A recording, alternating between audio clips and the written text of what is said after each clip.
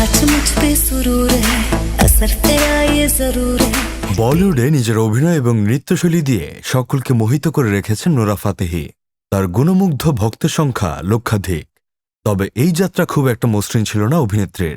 বলিউডে পদার্পণ করার আগে ঠিক কি হয়েছিল তার সঙ্গে, সম্প্রতি সেই কথাই সকলের সঙ্গে ভাগ করেছেন অভিনেত্রী নোরা ফাতেহি। অভিনেত্রীর তখন বয়স ২২ বছর। কানাডা থেকে পা রাখেন ভারতে।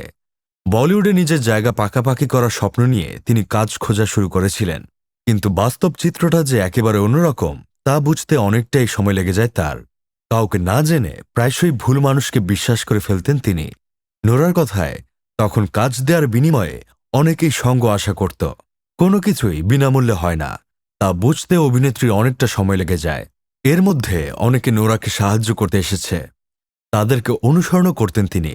এর ফলে এক পর্যায়ে প্রত্যাখ্যান ও ভীতিকর পরিস্থিতির চাপে পড়েন নোরা। পাল্টাতে বাধ্য হন নিজের মানসিকতা। এক পর্যায়ে কেউ দেখা করতে চাইলে তার সঙ্গে দেখা করার জন্য মরিয়া হয়ে ওঠা, খুব সহজে মানুষকে বিশ্বাস করা, এই সব থেকে বিরত হতে শুরু করেন তিনি। একটা সময় এমন আসে যখন তিনি কানাডায় ফিরে যেতে রাজি হয়ে যান। অনেক সময় অনেকে প্রশ্ন করতেন, পরবর্তী ক্যাটরিনা কাইফ হতে চান আপনি?